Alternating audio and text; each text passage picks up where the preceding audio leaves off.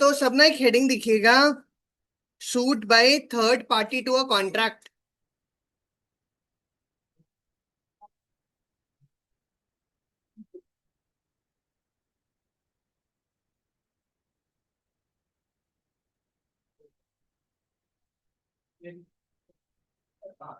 हाँ, अतः शान शान शान, आपको याद हो हमने लास्ट क्लास के अंदर बात करा था कि स्ट्रेंजर टू कंसिडरेशन हो सकता है बट स्ट्रेंजर टू कॉन्ट्रैक्ट नहीं हो सकता।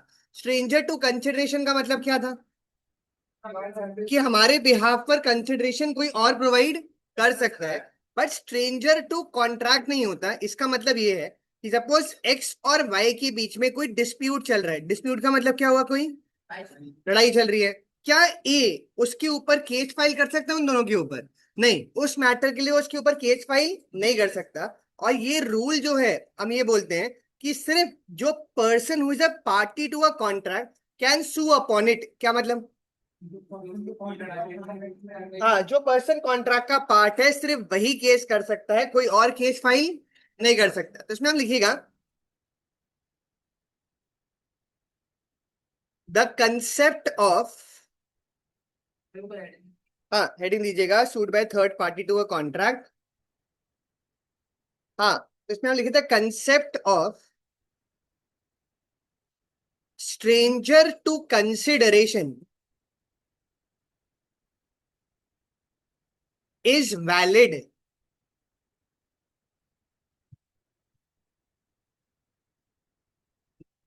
and it is different from stranger to contract,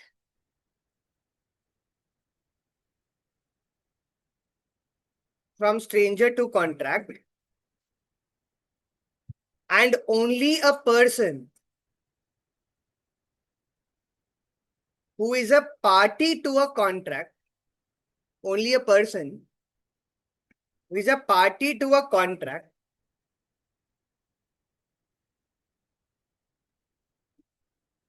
party to a contract can sue upon it। क्या मतलब हुआ? वापस से पहले पॉइंट का,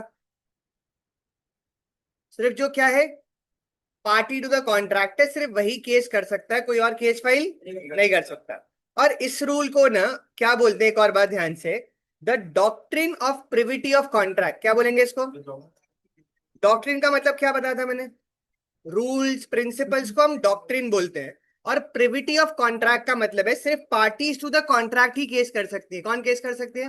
पार्टीज द कॉन्ट्रैक्ट। और जो पार्टी नहीं है कॉन्ट्रैक्ट का वो केस फाइल नहीं कर पाएगी। तो अगले पॉइंट में लिखिएगा the rule that a stranger cannot sue is known as the doctrine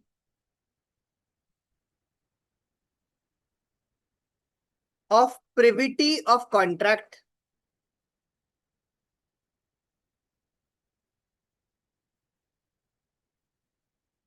But this rule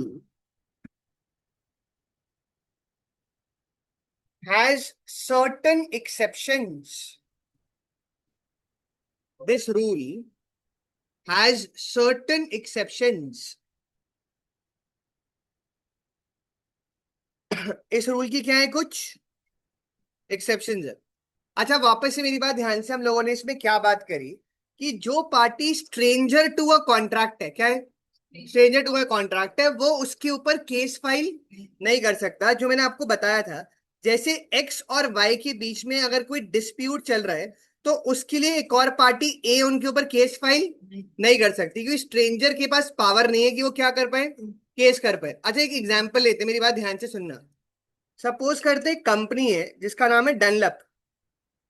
suppose करते हैं डनलप ने एक होलसेलर को अपने 4 टायर सेल करने का कॉन्ट्रैक्ट दिया। कितने टायर सेल करने का? 4 टायर सेल करने का एक कॉन्ट्रैक्ट दिया। और उसने उसको बोला पर आप ये टायर 2 लाख से कम का नहीं सेल कर सकते। कितने से कम का?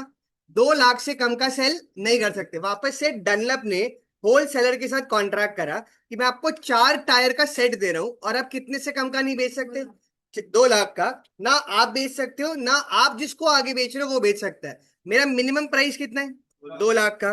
होल सेलर ने आगे जाके एक रिटेलर को सेल कर दिया, किसको सेल कर दिया, और उसको उसने सपोज 2.1 लाख का सेल कर दिया, कितने का, 2.1 लाख का। कोई प्रॉब्लम नहीं। अब रिटेलर ने आगे जाकर वो टायर ए को सेल कर दिया 1.95 लाख का, उसको पैसों की जरूरत थी और उसने वो टायर कितने का बेच दिया, 1.95 लाख का सेल कर दिया।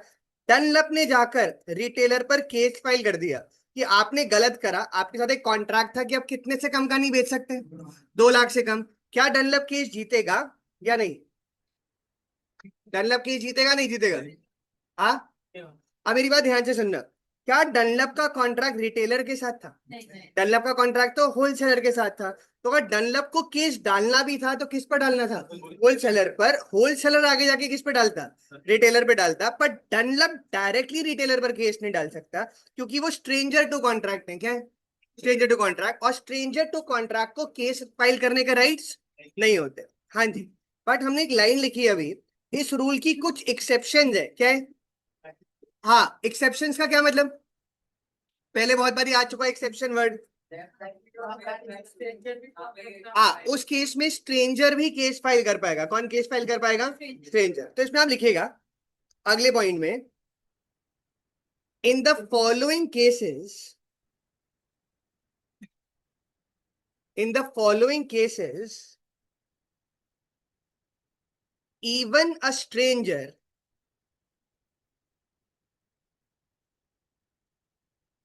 मे एनफोर्स अ क्लेम। इसका क्या मतलब है, स्ट्रेंजर में एनफोर्स अ क्लेम, कॉन्ट्रैक्ट में एंटर नहीं, मतलब वो उसके ऊपर कोई केस फाइल करना हो वो राइट्स हैं उसके पास। और इसके अंदर हम एक्सेप्शंस की बात कर रहे हैं, और इस केस में स्ट्रेंजर केस फाइल कर सकता है। और पहला एक्सेप्शन क्या है, in the case of a trust. आपने सुना है ट्रस्ट होता है, चैरिटेबल ट्रस्ट है, स्कूल्स वगैरह भी ट्रस्ट से चलते हैं। अब मेरी बात ध्यान से सुनना, ट्रस्ट जो होता है ना, उसमें 3 पार्टीज होती हैं। कितनी पार्टीज, जो पर्सन ट्रस्ट को क्रिएट कर रहा है उसे हम ऑथर बोलते हैं। क्या बोलते हैं, ऑथर, या फिर हम उसको सेटलर बोल सकते हैं। क्या बोल सकते हैं, ऑथर, या फिर हम क्या बोलेंगे उसको, जो पर्सन क्रिएट कर रहा है ट्रस्ट को उसको ऑथर बोलते हैं। जो आदमी उसको टेक केयर करेगा उसको ट्रस्टी बोलते हैं। क्या बोलते हैं, आपने सुना होगा स्कूल के ट्रस्टी हैं। और एक और पार्टी होती है बेनिफिशियरी, नाम से क्या लग रहा है बेनिफिशियरी कौन होगा, जिसको बेनिफिट मिल रहे हैं। एक एग्जाम्पल के तौर पर सपोज मुकेश अंबानी अपने 3 घर एक ट्रस्टी को ट्रांसफर करता है और उसको बोलता है उससे जो भी बेनिफिट आएगा, क्या आएगा, बेनिफिट आएगा, आप मेरे बेटे अनंत अंबानी के बेनिफिट के लिए यूज करोगे। किसके लिए यूज करोगे, अनंत अंबानी के बेनिफिट्स के लिए यूज करोगे। वापस से ट्रस्ट किसने क्रिएट करा, मुकेश अंबानी ने। उसने ट्रस्टी को 3 प्रॉपर्टी ट्रांसफर करी और क्या बोला, बेनिफिट आएगा वो आप मेरे बेटे के लिए यूज करोगे। हाँ, ऑनलाइन तो स्टार्ट हो गई चीज। हाँ, हाँ जी। तो वापस से मैंने क्या बोला कि वो जो मुकेश अंबानी है उसने ट्रस्टी को अपॉइंट करा कि वो बेनिफिशियरी के लिए क्या करेगा, जो भी रेंट आएगा उसके बेनिफिट के लिए यूज करेगा। सपोज उसने, ट्रस्टी ने 1 साल तो यूज करा और दूसरे साल से करना बना कर दिया, क्या अनंत अंबानी केस कर सकता है। कॉन्ट्रैक्ट बना किसके बीच में, मुकेश और ट्रस्टी के बीच में बना है। तो उस केस में देखो क्या लिखा है, अब beneficiary can enforce his right under the contract though he was not a party to the contract between the settler and the trustee। क्या मतलब हुआ, जो बेनिफिशियरी है वो भी केस कर सकता है चाहे कॉन्ट्रैक्ट किसके बीच में बना था, सेटलर और ट्रस्टी के बीच में। स्टिल जो बेनिफिशियरी है, कौन है, बेनिफिशियरी है, वो केस फाइल कर सकता है। तो ट्रस्ट में 3 पार्टीज कौन सी हुई, एक तो ऑथर, ऑथर कौन होता है, जो क्रिएट करता है, जो सारा टेक केयर करता है वो ट्रस्टी, और जिसके बेनिफिट के लिए वो बेनिफिशियरी। तो पहली एक्सेप्शन ये लिख दीजिएगा। हाँ, एक ही लाइन है।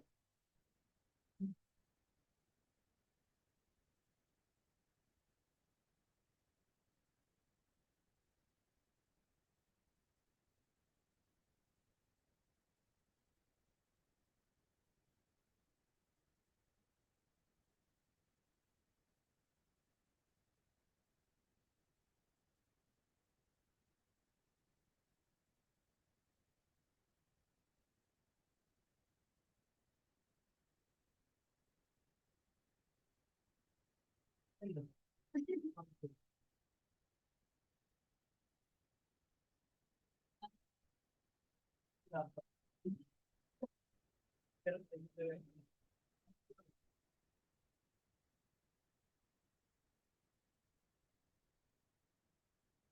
जी, तो वापस से जनरल रूल क्या है?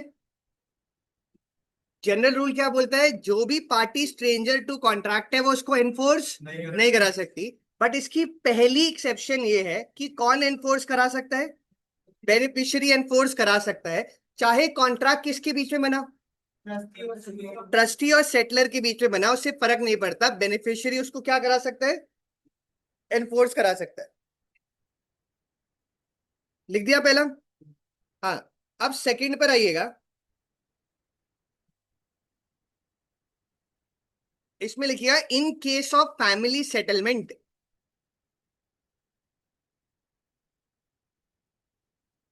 इन केस ऑफ फैमिली सेटलमेंट। अच्छा, ध्यान से सुनिएगा। देखता हूं इसमें क्या बताते हैं।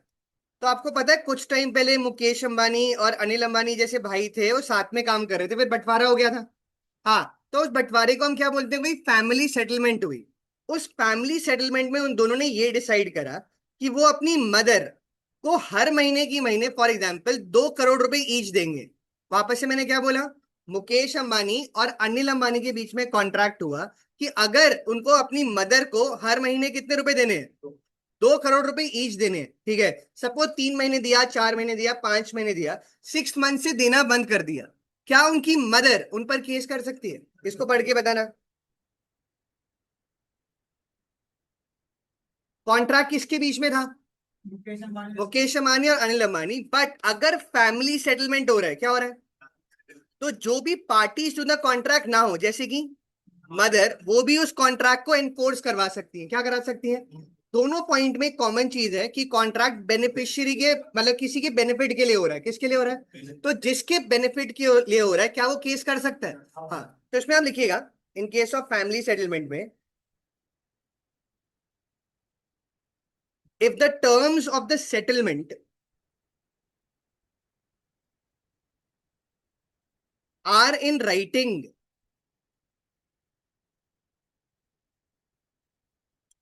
then beneficiaries may enforce the agreement.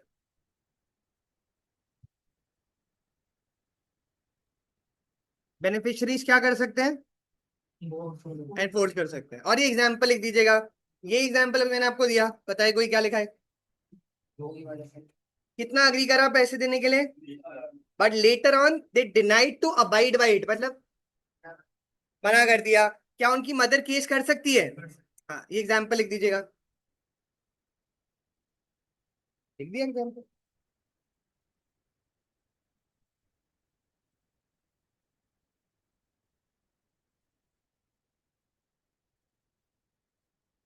कितने कितने एक्सपेक्ट करे थे मार्क्स? हाँ। सोशल क्यों है? फैमिली सेटलमेंट हो रहा है, प्रॉपर्टी का बंटवारा हो रहा है, तो वो एक लीगली एनफोर्सिबल क्या बन जाता है? कॉन्ट्रैक्ट बन जाता है। कौन? मैंने किसको डांटा? कौन? ये क्या है? ये कौन सा नाम है? मैं कभी डांटा ही नहीं। मारते हैं। आज बस सीधा ही लट निकालता हूँ। उधर भी जगह है, उधर भी जगह है, पीछे भी बैठ सकते।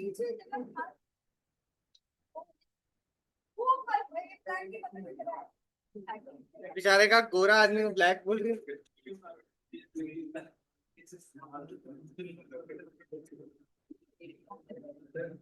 डिस्कस कर लो ना। ना ना ना ना ना। लोएस्ट किसके आए थे? सब मेरे से ठीक है। 2-3 नंबर। कौशिंदर के कितने? 3 नंबर। 3 नंबर। हाँ। और हाईएस्ट किसके आए? कितने नंबर? 24.5। वो भी हाईएस्ट मतलब 45 में से 41 में से 23.5। पता चल गया सीए में चेकिंग टफ होती होगी। हाँ। ऐसी। अभी ना सीए फाइनल का एक एएफएम का पेपर आया। ठीक है, नहीं ये फाइनेंशियल मैनेजमेंट का पेपर है, ये आगे भी। हाँ हाँ जी, एएफएम का पेपर आया और आईसीआई ने वो पूरा पेपर एआई से बना दिया, लोग कह रहे हैं। और इतना टफ पेपर बनाया कि बुक में ही नहीं मिला उन लोगों को। बच्चे पूरे साल पढ़ते रहे उस एफएम को और उसमें से कुछ भी नहीं आया बुक से। पेपर का लेवल बहुत ऊपर होता है। हाँ,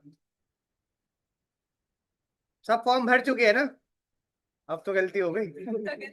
अब तो फॉर्म भर दिया। हाँ, अब तो आ गए, एंट्री हो गई।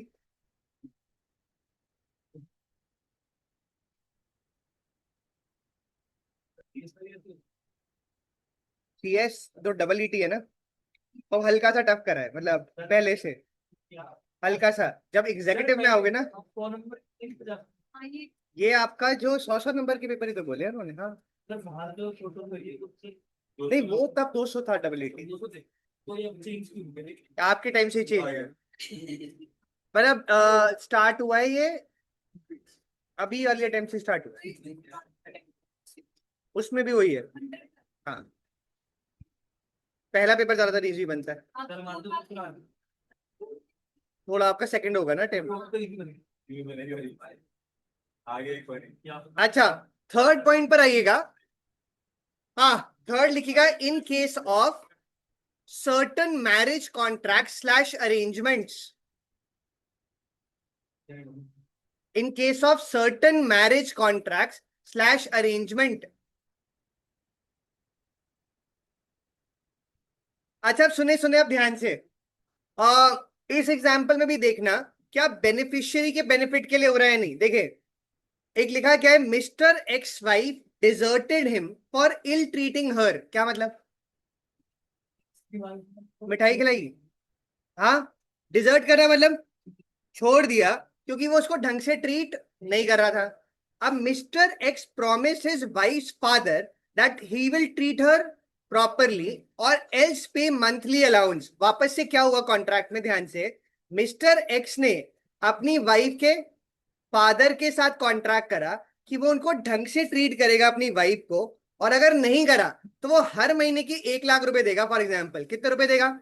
1 लाख। आगे क्या लिखा है, but she was again ill treated by her husband, मतलब वापिस से ढंग से ट्रीट नहीं करा। क्या वाइफ उसकी केस कर सकती है उसके ऊपर या नहीं कर सकती? चाहे उसका कॉन्ट्रैक्ट में पार्टी नहीं थी, कॉन्ट्रैक्ट किसके बीच में बना था? मिस्टर एक्स और उसके फादर के बीच में बना था, बट किसके बेनिफिट के लिए बना था? वाइफ के बेनिफिट के लिए। तो बेनिफिशियरी के पास राइट्स होते हैं कि वो केस फाइल कर सकता है। क्या कर सकता है? Case file. ये एग्जांपल लिख दीजिएगा बस इसके अंदर। अभी तक जो तीनों पॉइंट आए हैं उसमें अगर आप देखें तो तीनों पॉइंट में कॉमन चीज क्या है कि बेनिफिशियरी केस फाइल कर सकता है, चाहे वो कॉन्ट्रैक्ट की पार्टी ना हो।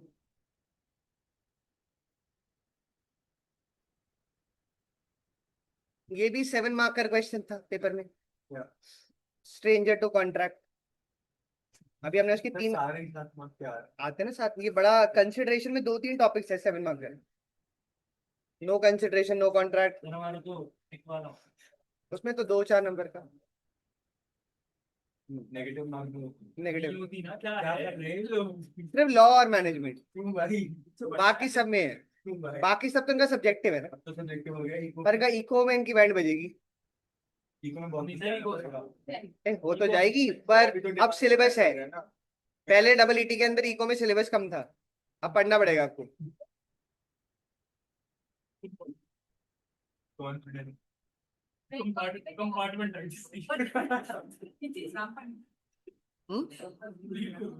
तब से क्या लिख रहा था ये? अच्छा, ना ना एग्जाम्पल। मैं तो निकल जाऊंगा तुम लोग अच्छा, बात नहीं, जल्दी लिखिए जल्दी। ऐसा हो जाएगा इसका। इस टेस्ट के मार्क्स देखने के बाद कुछ कॉन्फिडेंस हिला है कि नहीं हिला है? कम हुआ है? हाँ, होना ही चाहिए था। बढ़ गया, कह रहा बढ़ गया कॉन्फिडेंस।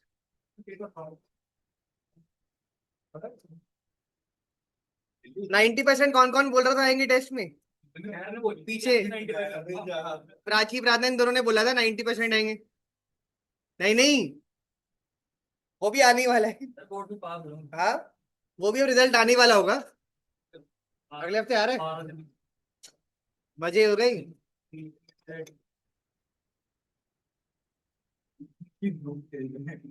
वो भाई जितना लिखा है कोई इम्पोर्टेंट ढंग से करके जितना लिख के मेरा मार्क्स आए ये 2% करे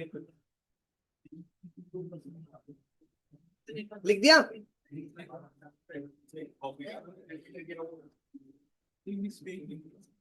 पर जो लिखा है गलत नंबर कितने आए?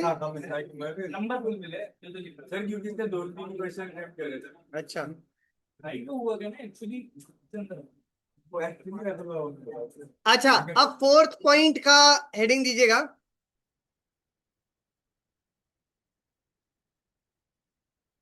इन case of assignment of a contract,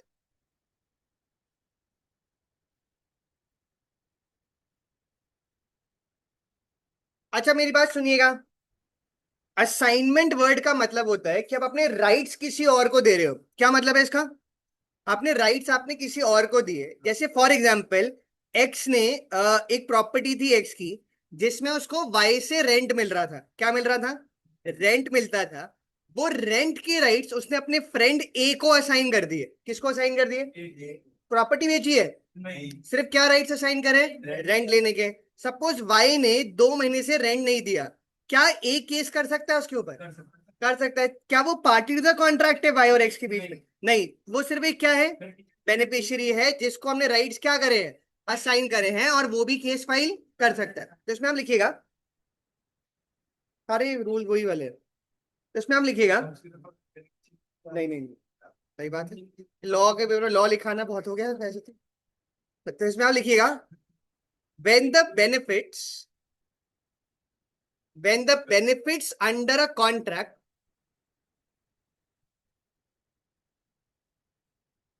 has been assigned,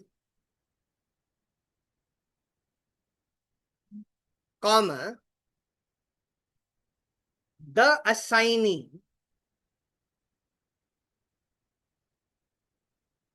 can enforce the contract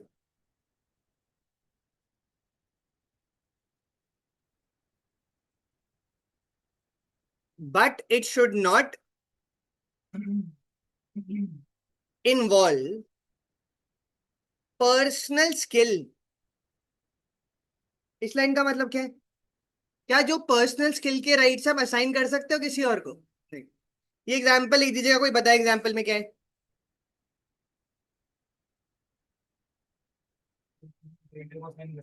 अपनी इंश्योरेंस पॉलिसी बेटे को असाइन कर दी, क्या बेटा भी क्लेम डाल सकता है? हाँ जी, ये एग्जाम्पल लिख दीजिएगा। कितना एक्सेप्शन हो गई अभी तक? 4। पहला क्या था? इन केस ऑफ अ ट्रस्ट। दूसरा फैमिली सेटलमेंट। तीसरा मैरिज। और चौथा असाइनमेंट।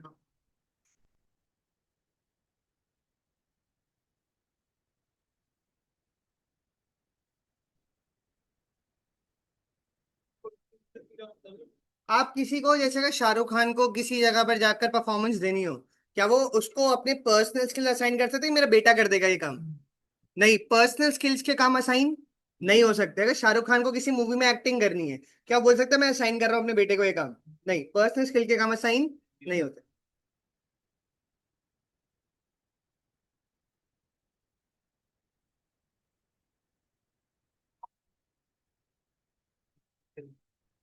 पांचवा पॉइंट,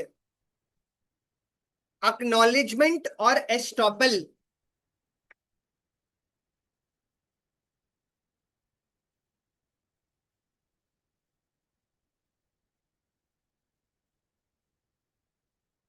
अनुराधा मैम 2-3 बच्चों की तारीफ कर रही थी टेस्ट में, फिर उन्होंने थोड़ा ठीक लिखा।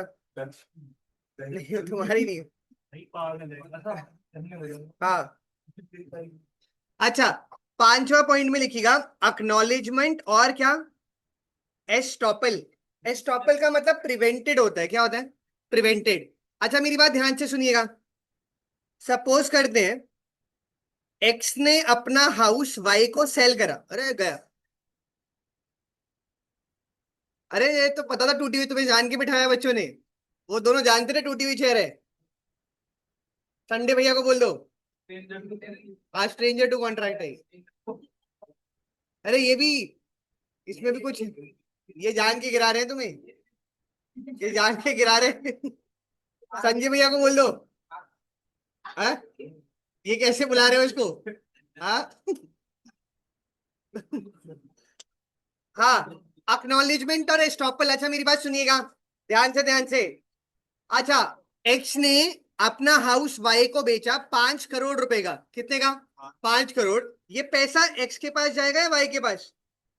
एक्स ने बेचा वाई को 5 करोड़ का, पैसा किसके पास जाएगा?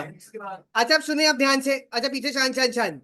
सपोज करते हैं एक्स जो है वो वाई को बोलता है कि ये 5 करोड़ रुपए आप होल्ड कर लो, और मेरा मुझे किसी ए को पैसे चुकाने थे। किसको चुकाने हैं? ए को। और ए आकर आपसे क्लेम कर लेगा। कौन क्लेम कर लेगा? ए। आप उसको पैसा दे देना। सपोज करते हैं ए गया वाई से पैसे मांगने के लिए, और वाई ने मना कर दिया। क्या कर दिया? क्या ए केस डाल सकता है वाई के ऊपर? हाँ, चाहे कॉन्ट्रैक्ट किसके बीच में था? एक्स और वाई के बीच में था। ए क्या था उसका? हाँ, असाइनमेंट। आपने अक्नॉलेजमेंट, देखो उसमें क्या बोल रहा है। अगर कोई पर्सन अक्नॉलेज करता है कि वो एजेंट है किसी का, क्या है? क्या वाई ने अक्नॉलेज कर लिया कि वो पैसे होल्ड कर रहा है, तो उसका एजेंट बन गया। क्या वो बाद में मना कर सकता है? मना नहीं कर सकता। और ए के पास राइट्स है कि वो किस पर भी केस डाल सकता है? वाई के ऊपर। तो इसमें आप लिखिएगा,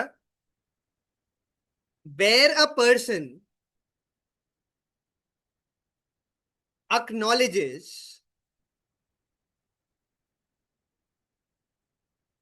himself as an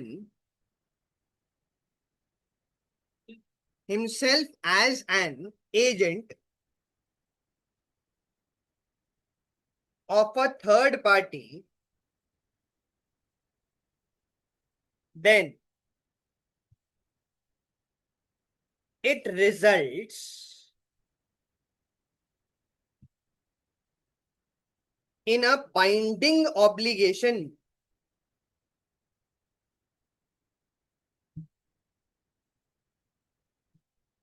same example है, कोई बताए पढ़कर। बाद में हमने क्या कर दिया? रिफ्यूज कर दिया। क्या जिसको पैसे मिलने थे वो केस कर सकता है? एग्जाम्पल लिख दीजिएगा।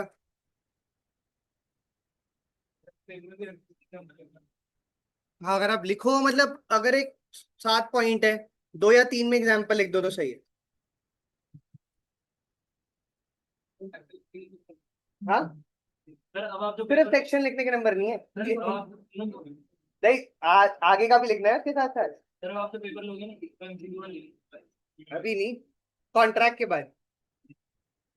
सब चैप्टर क्या होता है? क्यों, बहुत सारा एलएलपी पार्टनरशिप का होगा। आपका तो है ही।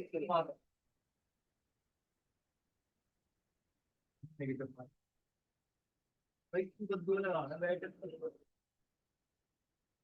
ये लेवल अपना घर नहीं बता दूसरों को सबसे है जैसे सीएमए फाउंडेशन और सीएसडब्ल्यूईटी में अप्रोक्स अप्रोक्स जो पासिंग परसेंटेज है वो 70-80% भी आ जाता है। अब जो न्यू वाले में अलग होगा, पर जो पुराना था डबल ईटी, उसके अंदर कितना आ जाता था पासिंग? 80%। तो जो फेल हो जाता था उसको नलायकी का टैग मिलता था कि घर बैठे बैठे भी पेपर हुआ और उसमें भी क्या हो गए? फेल हो गए उसमें। आप, सीएसडब्ल्यूईटी होम बेस्ड पेपर था, घर से देना होता था। चीटिंग हो जाती चीटिंग हो जाती, पर उसमें भी बच्चे फेल हो जाते थे। कोई कितनी गली उसमें भी कोई कैसे फेल हो रहा था। हाँ, नहीं हो रहा अब हटा दिया, वही तो उन्होंने सब्जेक्टिव कर दिया।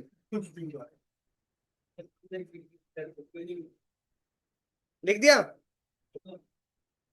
मैडम चेयर चेयर लानी पड़ेगी, संजय भैया को बोल दो। संजय भैया मोटिवेशन आई एक ही दिन आई थी, आज ये डब्ल्यू आज की आज फिर ये अकाउंट की क्लास में बैठ गया। नहीं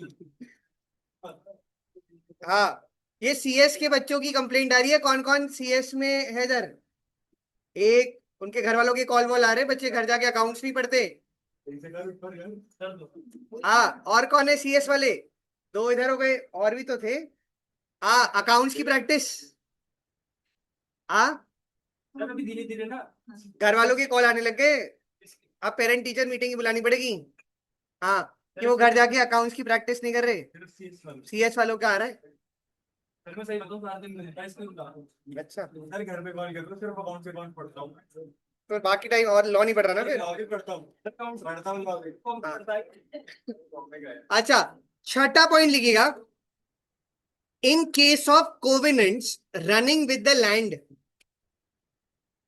इन केस ऑफ कोविनेंट, अच्छा शान शान शान, in case of covenants running with the land, covenants का मतलब होता है कॉन्ट्रैक्ट के कोई टर्म्स को हम कोविनेंट बोलेंगे, क्या बोलेंगे, कोविनेंट्स।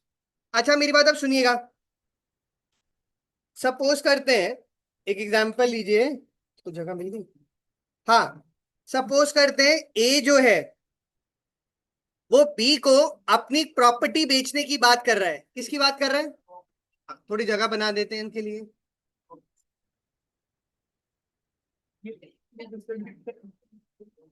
उत्तर दिमाग के लिए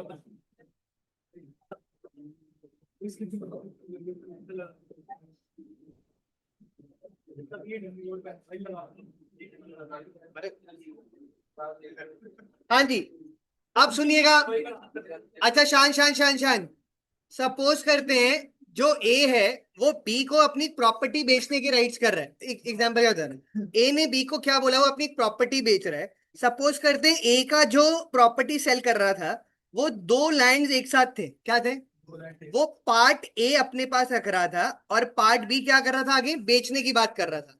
उसने बी को बोला कि देखो मेरा जो ये ए पार्ट है जो मेरे पास रहेगा ये एक एग्रीकल्चरल लैंड है, क्या है, और आपको जो मैं सेल कर रहा हूं ये भी एग्रीकल्चरल लैंड ही है, आप कभी भी आगे जाकर इसको इंडस्ट्रियल पर्पस के लिए यूज नहीं कर सकते, किसके लिए यूज नहीं कर सकते, क्योंकि उसकी वजह से ऐसा हो सकता है कि मेरे लैंड में प्रॉब्लम आ जाए। तो वापस से उसने क्या बोला, मैं आपको प्रॉपर्टी बेच तो रहा हूं पर आगे क्या रख रहा हूं, एक एक शर्त रख रहा हूं कि आप इसको कभी किसके लिए यूज नहीं कर सकते, ना आप कर सकते हो ना आगे आपने किसी और को बेचा वो भी नहीं कर सकता। सपोज करते हैं आगे जाकर बी के सक्सेसर आते हैं, सक्सेसर मतलब फैमिली और उनकी वो आती है, और वो इस पॉइंट को मानने से मना कर देते हैं, क्या ऐसा हो सकता है या उन्हें मानना पड़ेगा, चाहे वो कॉन्ट्रैक्ट के क्या थे, स्ट्रेंजर थे, कॉन्ट्रैक्ट बना किसके बीच में था, ए और बी के बना था, तो उनके सक्सेसर्स को भी मानना पड़ेगा, किसको मानना पड़ेगा, चाहे वो कॉन्ट्रैक्ट का पार्ट ना हो, और अगर उसने किसी और को आगे बेचा वो उसको भी मानना पड़ेगा, सबको ये कंडीशंस माननी पड़ेंगी। तो इसमें आप लिखिएगा, कोवेरेंस का मतलब क्या था, कॉन्ट्रैक्ट के टर्म्स, तो इसमें आप लिखिएगा the person who purchases land, the person who purchases land with the notice that the owner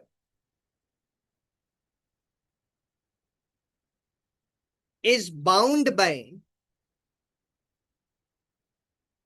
certain duties,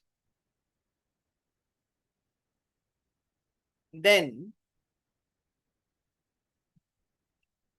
he has to follow, then he has to follow those duties। क्या मतलब,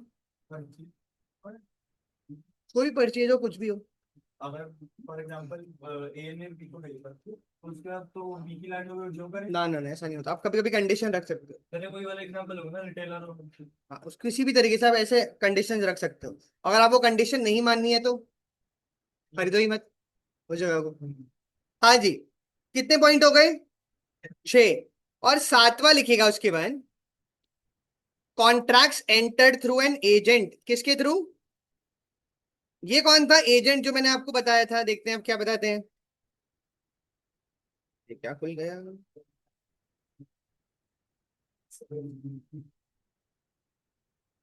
हाँ जी, 7 point में क्या है, contracts entered through an, suppose x ने Y को अपना agent बनाया, क्या बनाया, एजेंट बनाया, और वाई ने बी के साथ कॉन्ट्रैक्ट में एंटर करा, किस में एंटर करा, बी के साथ एक कॉन्ट्रैक्ट में एंटर करा, क्या एक्स ऐसे कॉन्ट्रैक्ट्स को एनफोर्स करा सकता है, वापस से मैंने क्या बोला, एक्स ने किसको अपॉइंट करा, वाई को, कॉन्ट्रैक्ट एंटर किसने करा, वाई ने एंटर करा किसके साथ, बी के साथ, क्या एक्स ऐसे कॉन्ट्रैक्ट्स को एनफोर्स करा पाएगा, नहीं करा पाएगा, करा सकता है, क्योंकि वो उसके बिहाफ पर एंटर हुए हैं, क्या हुए हैं, उसके बिहाफ। ये लिख दीजिएगा। ये पहले कब आया था प्रिंसिपल एजेंट का, किसी को याद हो? माइनर वाले पॉइंट पे बात करी थी।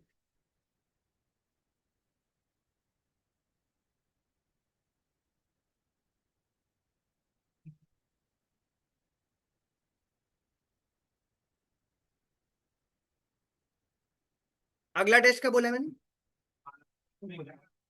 हाँ, 12-15 के बीच में कम बैक। अब कौन बोल रहा है 90% आएंगे? आएंगे अभी भी? अभी कितने आए?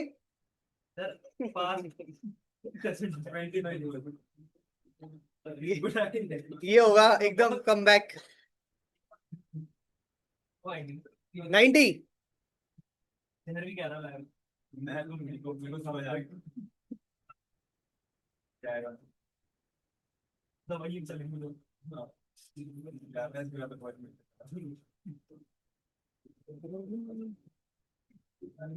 ये पूरा 7 मार्क्स का क्वेश्चन है। कितने पेज लिखे इसमें हमने? 3। ये 7 नंबर का आया था बस।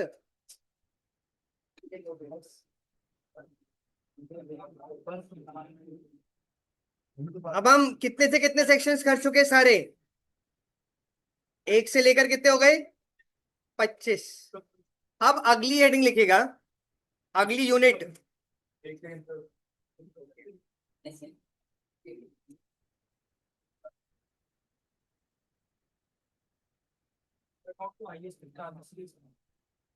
अभी तो बहुत सालों बाद आया है, पहले अकाउंट्स हट गया था ना, सीएचडब्ल्यूटी में था ही नहीं, तब था ही नहीं अकाउंट्स।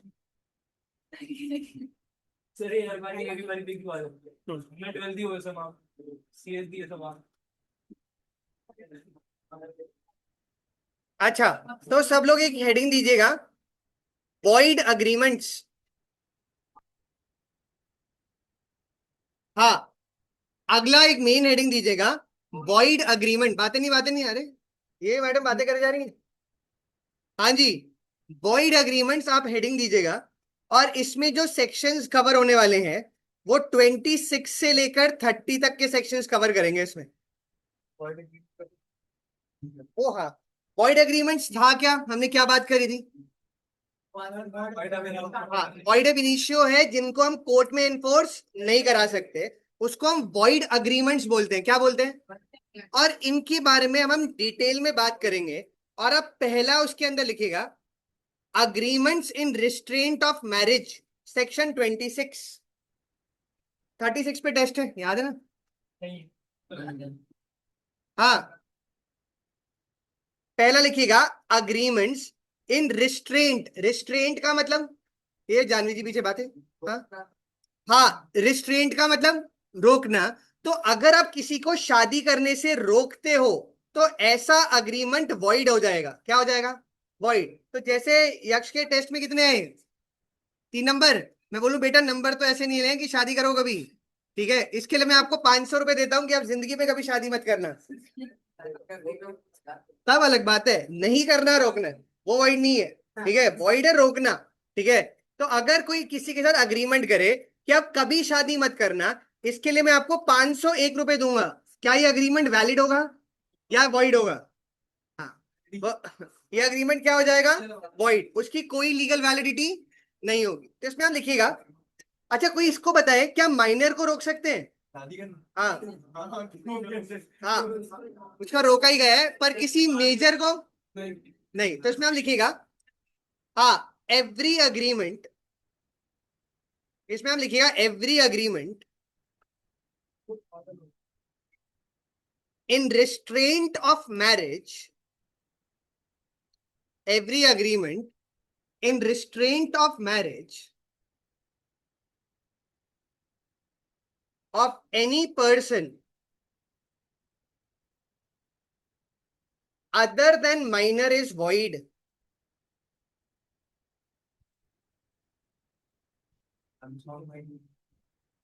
कर लोगे तुम सही आंसर, उनकी वैलिड नहीं होती।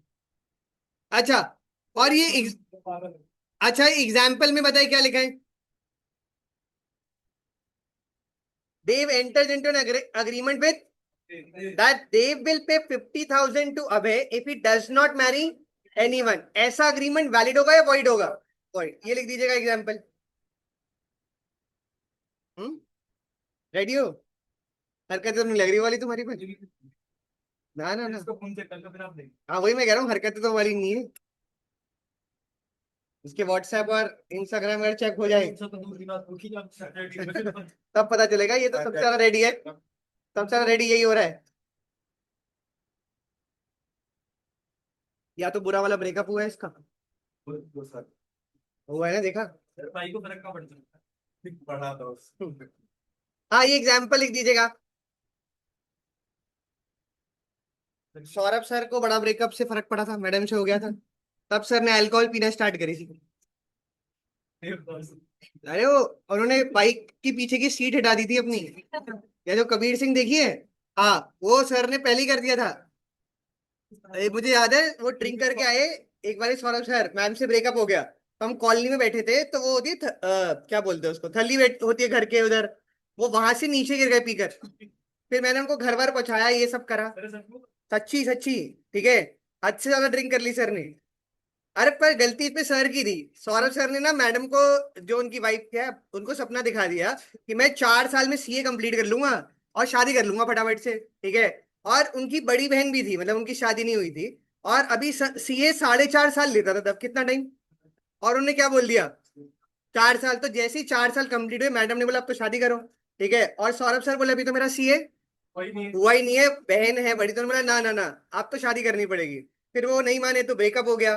फिर सौरभ सर हैवी ड्रिंकिंग कर ली, ठीक है। फिर बड़ी मुश्किल से मैम को मनाया और अपने घर पे प्रेशराइज करना स्टार्ट कर दिया अपनी बहन को, अब शादी कर शादी कर शादी कर, ठीक है। फटाफट बहन की शादी कराई।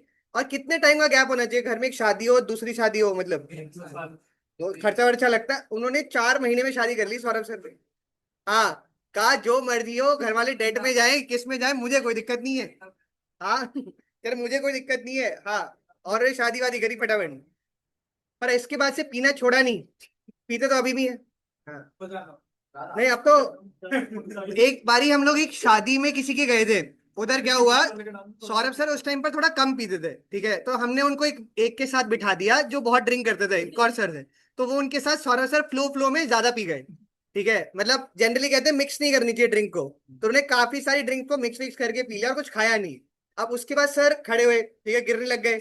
फिर उनको उठा के मैंने घर छोड़ा, प्रॉपर घर छोड़ कर आया, सब कुछ करा, ठीक है। हाँ यही काम है, पीता नहीं है तो यही काम होता है। हाँ फिर सर को घर छोड़ा, सब कुछ करा, ठीक है। ये बात अलग है कि हमने सर को बोला पी लो, हम मैं छोड़ दूंगा घर आपको, आप पी लो, बस इतना करा। अगले दिन सुबह सुबह उनकी वाइफ का कॉल आया मेरे पास, ठीक है। वाइफ का कॉल मैंने उठाया और उधर से गालियों की बौछार चालू, ठीक है, कि खुद तो पीता नहीं है, इसको पिला दिया, ये बाथरूम में सो गया कल, ठीक है, इसको पता ही नहीं चल रहा क्या कर रहा है ये। मैंने कहा इसमें मेरी गलती क्या है, ठीक है। एक तो मैंने क्या करा, घर तक छोड़ा, मैं तो छोड़ा था, वहां पार्क में गिरे रहते हैं शादी के। एक तो मैं उनको उठाया, छोड़ा, ये सब करा, और ऊपर से गालियां मुझे ही सुनने को मिल रही है। कोई गलती है इसमें मेरी? बताओ। हाँ क्या बोलूं उनको वो मेरे को बोले जा रहे खुद नहीं पीता, इसको पिला दिया, ये सब मैंने थोड़ी पिलाया, खुद पीना चाह रहे थे पी गए। हाँ पर यही है जमाना, अच्छे लोगों का जमाना बचा नहीं। अच्छा अगली हेडिंग आप दीजिएगा, agreements in restraint of trade. अभी कौन सा था, अग्रीमेंट इन रिस्ट्रेंट ऑफ, अब अगला क्या है, agreement in restraint of trade.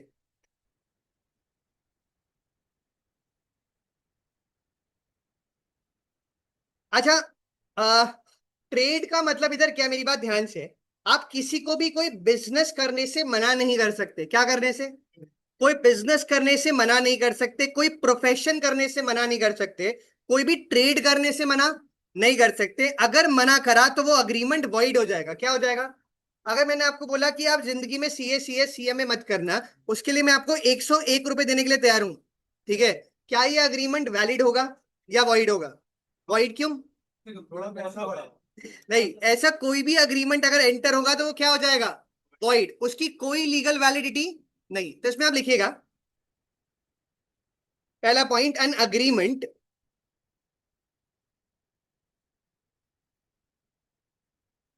by which any person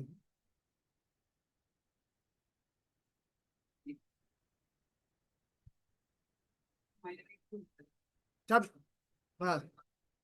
अब ऐसे माइनर के साथ उसके बेनिफिट के लिए कॉन्ट्रैक्ट में एंटर कर सकते हो, उसमें कोई दिक्कत नहीं, अगर बेनिफिट हो रहा हो तो। इसमें हम लिखिएगा,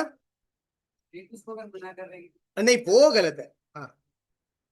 बाय विच, हाँ, एनी पर्सन इज रिस्ट्रेन, तो मेजर हो गए या नहीं हो गए? आशीष हो गया मेजर या नहीं? अच्छा, तो इसमें आप लिखिएगा, an agreement by which any person is restrained from exercising a lawful profession, comma trade or business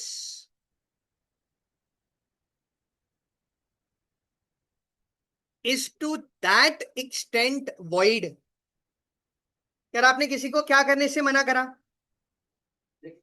trade और बिजनेस, तो ऐसा अग्रीमेंट क्या हो जाएगा? वॉइड। जैसे एग्जाम्पल के तौर पर कालका जी के अंदर दो मिठाई की दुकानें, एक आशीष लाल की और एक भव्या लाल की, दो मिठाई की दुकानें, ठीक है। अब सपोज करते दोनों की दुकान बढ़िया चल रही थी, पर आशीष लाल के पास थोड़े पैसे ज्यादा थे। उन्होंने भव्या लाल को बोला कि आप ये लो, 70 लाख रुपीज मैं आपको देने के लिए रेडी हूँ। कितने रुपए? 70 लाख रुपए देने के लिए रेडी हूँ। आप अपनी शॉप क्लोज कर दो। क्या कर दो? शॉप क्लोज कर दो हमेशा के लिए। मैं आपको कितने रुपए देने के लिए रेडी हूँ? 70 लाख। भव्या लाल को लगा ये तो बहुत ही बढ़िया हो गया। वो उसने दुकान वुकान पे शटर लगाया, बेच बाज दिया सारा सामान, और वो आशीष लाल के पास गया कि बेटा मुझे अब 70 लाख रुपए दे दो। कितने? 70 लाख। और आशीष लाल ने कर दिया मना कि मैं तो पैसे नहीं दे रहा। अब उस केस के अंदर क्या भव्यालाल केस कर सकता है? नहीं। क्यों? क्योंकि ये अग्रीमेंट ही वॉइड है, इसकी कोई लीगल वैलिडिटी नहीं है। आप किसी को भी क्या करने से मना नहीं कर सकते? प्रोफेशन, ट्रेड और बिजनेस करने से मना नहीं कर सकते। अगर करा तो वो अग्रीमेंट क्या हो जाएगा? वॉइड, उसकी कोई वैलिडिटी नहीं है। आगे लिखिएगा, how ever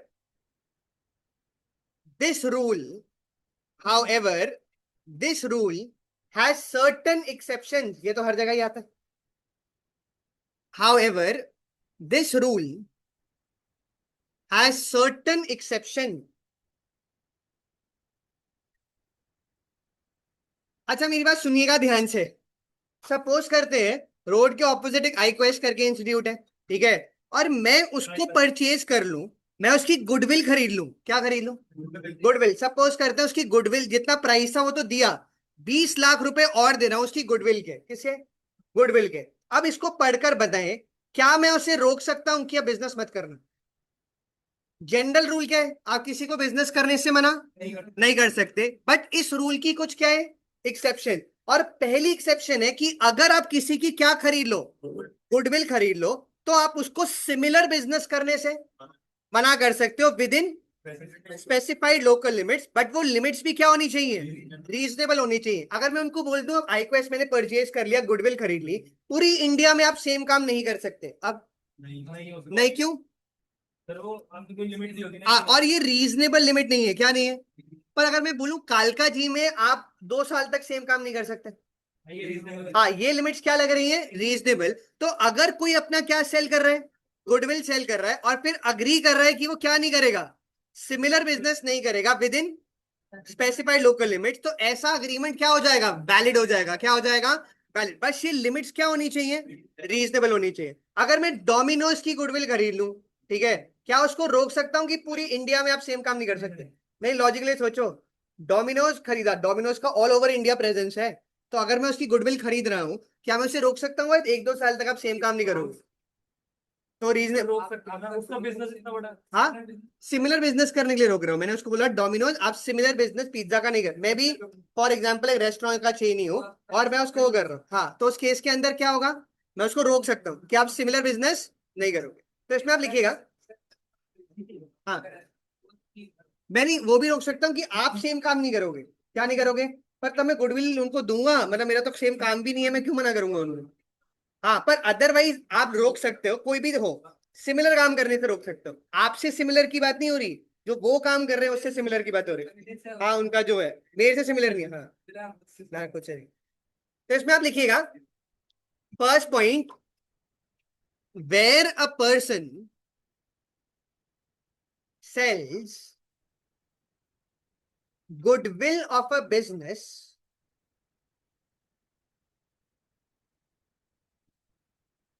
and agrees with the buyer of a business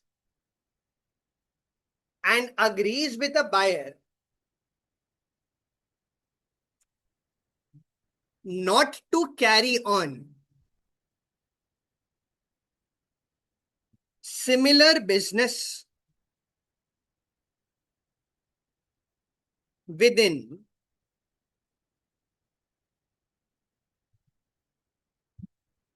specified local limits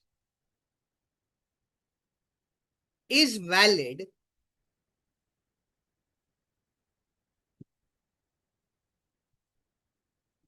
if the limits are reasonable.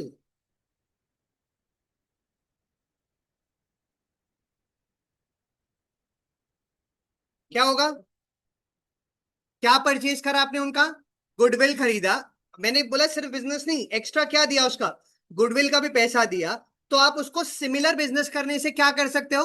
मना कर सकते हो। सिमिलरली एक बात और ध्यान से सुनना। सपोज 4 पार्टनर्स थे, A B C D. Partner D firm से रिटायर कर रहा है। क्या कर रहा है?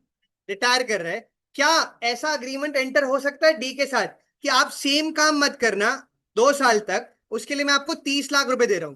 कितने रुपए दे रहा हूं? पर अगर कोई पैसे नहीं दिए तो वो अगले दिन सेम काम चालू कर सकता है। वापस से मैंने आपको क्या बोला? अगर कोई अग्रीमेंट साइन नहीं है तो अगले दिन से सेम काम स्टार्ट कर सकता है। बट अदरवाइज ऐसे बातें नहीं। हाँ, अदरवाइज अगर वो रिटायरमेंट के टाइम पर एक अग्रीमेंट एंटर करके चला जाए, क्या एंटर करके? अग्रीमेंट एंटर करके चला जाए कि वो सिमिलर बिजनेस नहीं करेगा, और उसके लिए उसने कितने रुपए ले लिए? 30 लाख। ऐसा कॉन्ट्रैक्ट वैलिड कॉन्ट्रैक्ट होगा। क्या होगा? चाहे हम उसको काम करने से रोक रहे हैं, काम करने से तो रोक रहे हैं, बट अगर उसके वो पैसे ले रहा है तो वो अग्रीमेंट क्या हो जाएगा? वैलिड हो जाएगा। तो इसमें आप लिखिएगा एज पर सेक्शन। हाँ, सेकंड एक्सेप्शन है। पहले एक्सेप्शन थी वो सेलर ऑफ गुडविल की। As per section 36 of Indian partnership act,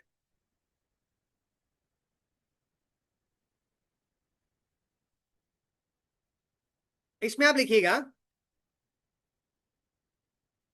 if an outgoing partner makes an agreement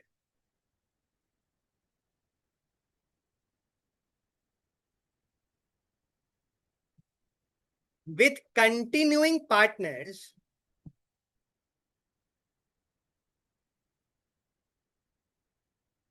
that he will not carry similar business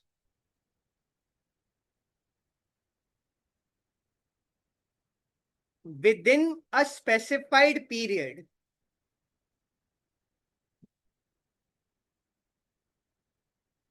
or specified local limits, comma, such an agreement is valid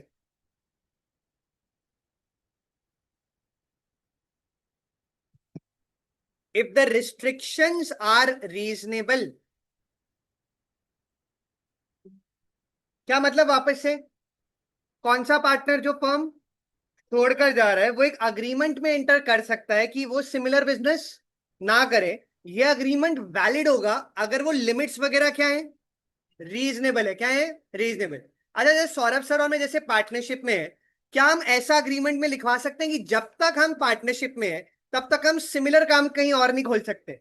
मतलब इसका ये मतलब है कि Saurabh sir और जैसे मैंने partnership enter करी, क्या हम उसमें एक पॉइंट लिखवा सकते हैं कि हम कॉम्पिटिटिव बिजनेस स्टार्ट नहीं कर सकते? मतलब कॉम्पिटिटिव मतलब सेम काम किसी और जगह नहीं कर सकते। थर्ड पॉइंट पढ़ के बताना क्या वो रीजन वैलिड है या नहीं है।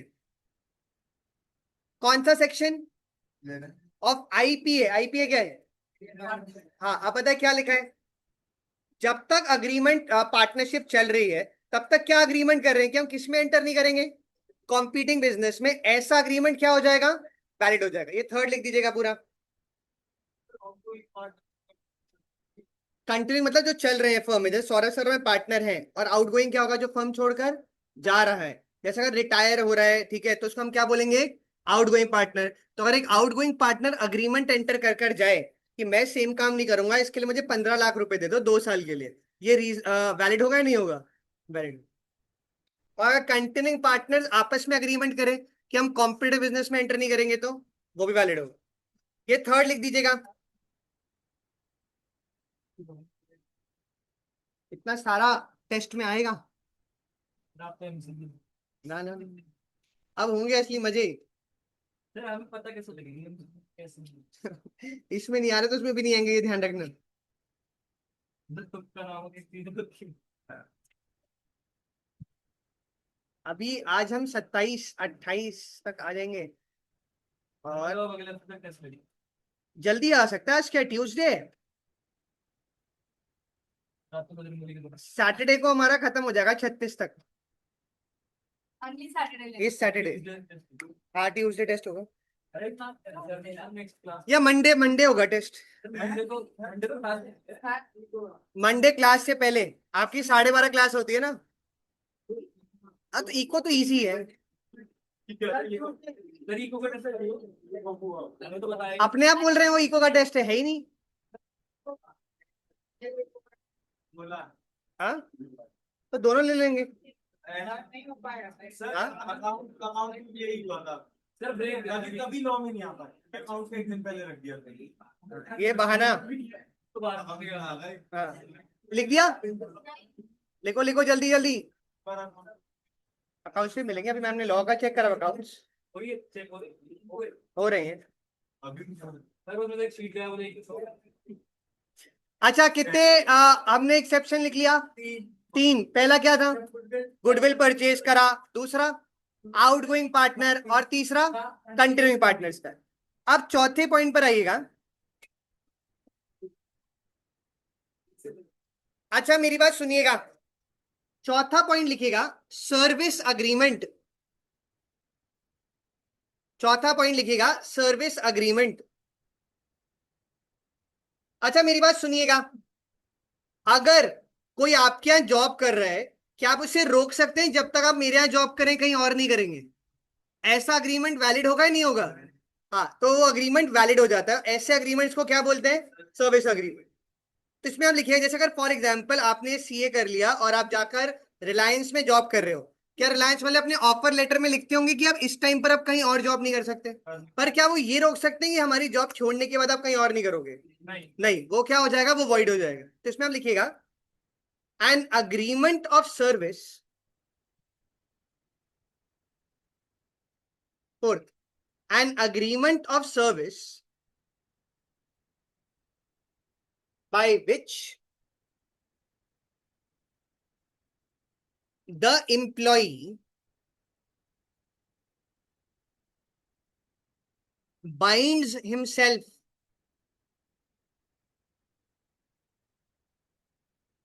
during the term of his agreement, comma, not to compete with the employer is valid. Not to compete with the employer, क्या एम्प्लॉयर ऐसा, आप सीए कर लिया आपने, आप सपोज करो सीए फर्म में जॉब करना स्टार्ट कर दिया, क्या वो आपको बोल सकते हैं जब तक आप मेरी फर्म में, आप अपनी फर्म नहीं खोल सकते? वापस से मैंने क्या बोला, सपोज आपने सीए कंप्लीट कर लिया, आप किसी फर्म में अगर जॉब करने चले गए, क्या आपके साथ वो अग्रीमेंट में एंटर कर सकते हैं जब तक हमारे यहाँ जॉब कर रहे हो तब तक आप अपनी प्राइवेट प्रैक्टिस नहीं खोल सकते? इसका क्या मतलब प्राइवेट प्रैक्टिस, अपना फर्म, ये अग्रीमेंट वैलिड माना जाएगा। क्या माना जाएगा, वैलिड होगा। हाँ ये एग्जाम्पल लिख दीजिएगा, और कोई मुझे बताना क्या एग्जाम्पल में, और क्या, सी ए सी एस कौन सा? हाँ कोई एग्जाम्पल में बताइए क्या लिखा है। एक फिजिशियन और सर्जन ने किसको हायर करा, ए, और उसको बोला आप कितने साल जॉब करो मेरे यहाँ, और इन 3 सालों में आप अपनी प्राइवेट प्रैक्टिस नहीं खोल सकते। प्राइवेट प्रैक्टिस मतलब खुद का काम नहीं स्टार्ट कर सकते। ऐसा अग्रीमेंट क्या माना जाएगा, वैलिड है। ये अग्रीमेंट क्या है, वैलिड। ये एग्जाम्पल लिख दीजिएगा।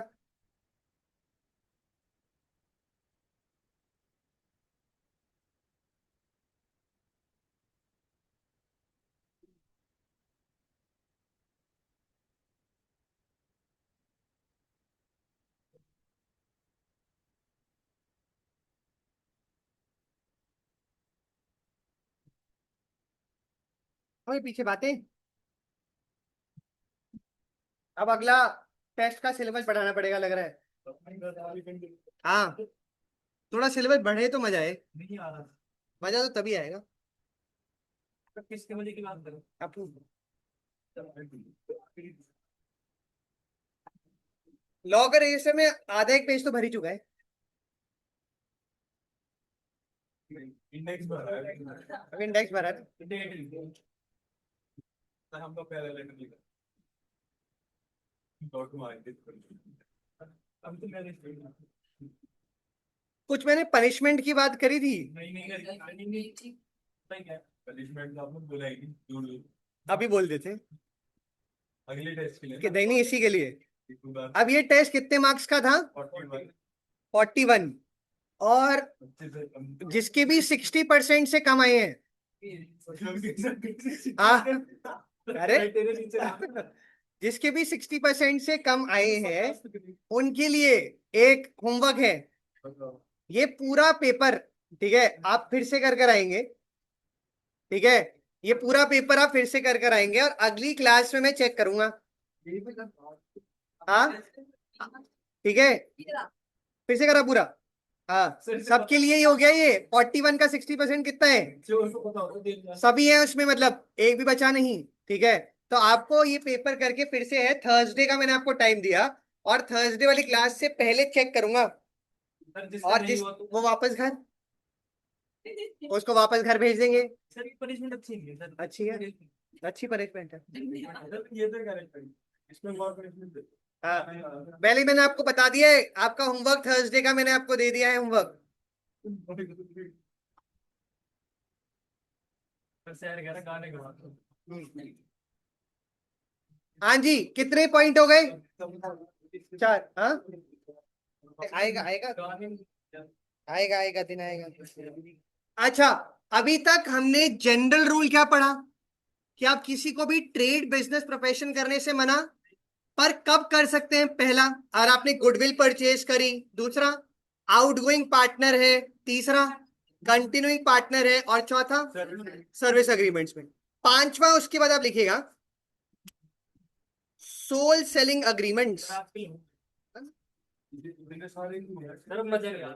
मजे लेने थोड़ी आए। अच्छा, पांचवा, सोल सेलिंग अग्रीमेंट। सोल मतलब आत्मा। हाँ, हाँ, जूते का सोल तेरी वो वाला भी नहीं है।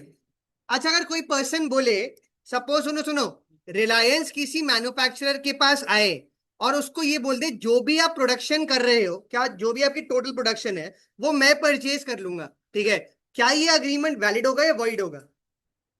क्या कोई दूसरा बंदा बोल सकता है कि यार ये मुझे क्यों नहीं बेच रहा, ये रिलायंस को क्यों बेच रहा है? वापस से मैंने आपको क्या बोला, रिलायंस एक मैन्युफैक्चरर के पास गया और उसकी इंटायर प्रोडक्शन खरीदने की बात करी। इंटायर मतलब सारी प्रोडक्शन वो खरीद लेगा। ऐसे अग्रीमेंट्स भी वैलिड होते हैं। क्या होते हैं? वैलिड होते हैं। मैन्युफैक्चरर को क्या फायदा? हाँ, सारा सामान। आपको पता है जैसे वॉच की कंपनी भी होती है, जैसे आपने नाम सुना है, ईथॉस करके एक ब्रांड है। ठीक है, सिलेक्ट सिटी वॉक में आप जाओगे तो ईथॉस के आपको स्टोर दिख जाते हैं। इनके साथ जैसे राइडो है, रोलेक्स है, एक्सक्लूसिव डीलरशिप अग्रीमेंट्स करते हैं। मतलब कोई बताए? हाँ, कि इनके अलावा किसी और के थ्रू नहीं बिक सकता। क्या ये अग्रीमेंट वैलिड होगा या वॉइड होगा? वैलिड होगा। आप उनके साथ ऐसे अग्रीमेंट्स में ऐसा क्यों करते होंगे कि आप एक ही के थ्रू बेचने की बात कर रहे हैं? ब्रांड वैल्यू मेंटेन रहेगी और ये पता रहेगा कि जेन्युइन है प्रोडक्ट और ये सब है। हाँ, यूनिकॉर्न का उनका वो, ये बिल्कुल। तो ये लिख दीजिएगा एग्जाम्पल सोल सेलिंग में।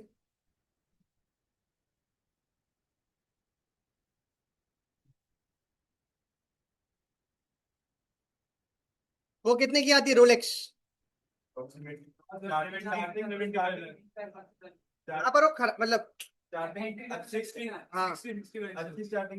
12-15 लाख के आसपास की स्टार्टिंग है।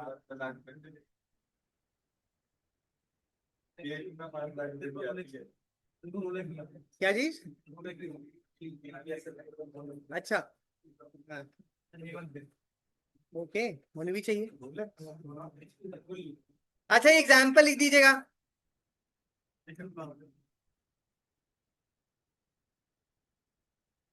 कौन आ गया? तनु जी, इतनी जल्दी आई आप? उधर गिरोगी बेटा चेयर पे। तुम्हें मैम मैम बकरा बना रही है।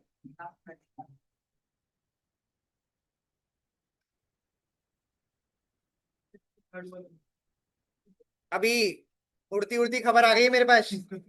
सौरभ सर अपना नया घर बना रहे हैं हम। हाँ, माँ का आंगन को तोड़कर नया बना रहे हैं सौरभ सर। पूरा ऐसा हाँ पूरा। ओ सर ने मुझे नहीं बताया, पर जिस बिल्डर से बनवा रहे हैं उससे पता चल गया। क्या सर हाँ क्या सौरभ सर अपना घर तोड़कर फिर से बना रहे हैं। बताना सर ने मुझे नहीं बताया, पर उस बिल्डर ने बता दिया कि इधर घर बना रहे हैं, सर आपको फाइनेंस इसलिए हाँ। अच्छा, अगला लिखिएगा एक्सक्लूसिव डीलिंग अग्रीमेंट्स। ये तो सेम ही नहीं होगा सर वो ना जैसे एक था ना, एक प्राइस से कम का नहीं बेच सकते, वैसे वैसे एक्सक्लूसिव ये। आप मैम इसको बिठा तो रही हो, पर अब गाय वाय होने का ही टाइम हो रहा है वैसे तो। क्लास खत्म भी होने है थोड़ी देर में, 5-7 मिनट में मैच तो होगी, पर कोई नहीं, बिठा तो दो ही। अभी तो 1-2 सेक्शन और करनी है।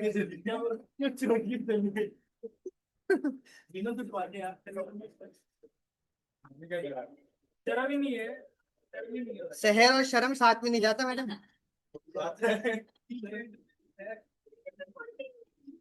वुमेन बोल रही हो आप इसको। यार वो उधर उधर अब रख के करूं क्या, वो आएगी थोड़ी। आ जाएगी आ जाएगी, 20 मिनट तो भी और पढ़ाएंगे। अच्छा, अगले पॉइंट की हेडिंग, अगले पॉइंट की हेडिंग दीजिएगा एक्सक्लूसिव डीलिंग अग्रीमेंट्स। हाँ, अच्छा सुने सुने सुने, एक्सक्लूसिव डीलिंग अग्रीमेंट्स का मतलब क्या होता है?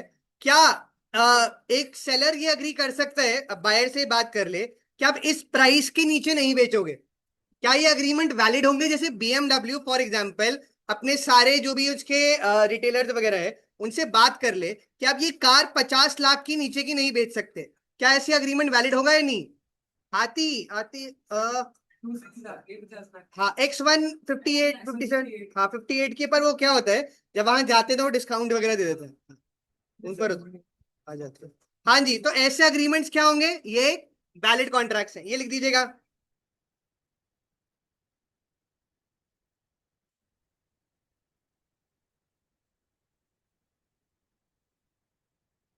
बातें कर रहे हैं।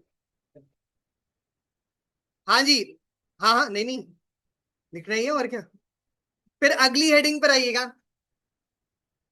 आज अभी तक कितने पेज लिखे हैं? आधा। थर्सडे को 30 सेक्शन तक खत्म हो जाएगा, साढ़े को 36 तक। मजे हो गए। नहीं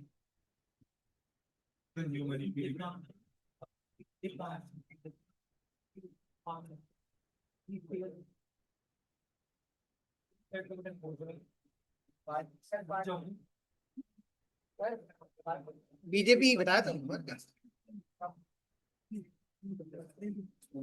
कल तो बहुत बुरा हराया उन्होंने।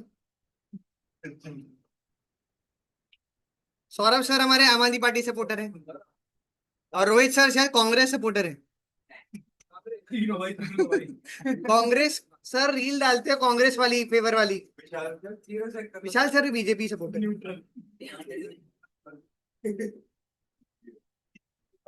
लिख दिया। अगली हेडिंग दीजिएगा